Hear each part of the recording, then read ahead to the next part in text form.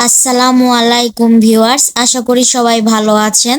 তো আজকে একটা ভিডিও নিয়ে চলে আসলাম।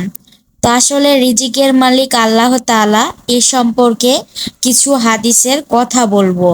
পৃথিবীতে বিচরণশীল সকল প্রাণীর রিজিকের দায়িত্ব আমার মহান আল্লাহ তাআলার। তুমি যখন একজন গরিব মিসকিনকে খাবার দান করবে, আল্লাহ তাআলা তোমার রিজিককে পবিত্র করে দিবেন।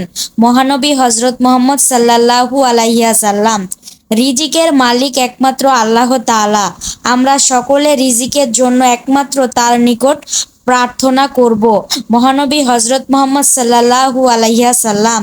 রিজিক অর্জনের জন্য শুধু আল্লাহর ওপর ভরসা করে কাজ বন্ধ করে বসে থাকলে হবে না, আপনাকে পরিশ্রম করতে হবে।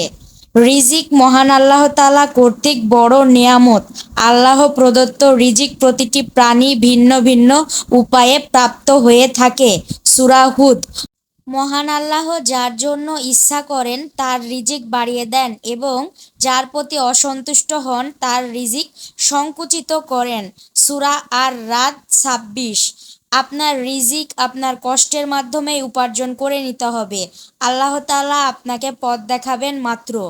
মহান আল্লাহ তাআলা বলেন, আকাশে রয়েছে তোমাদের রিজিক ও প্রতিশ্রুত সব কিছু। এজন্য আমরা সব সময় আল্লাহর ওপর ভরসা রাখবো এবং কঠোর পরিশ্রম করব এবং আমরা যা খাচ্ছি যা পাচ্ছি এগুলো আমরা গরিবকেও দান করব ইনশাআল্লাহ।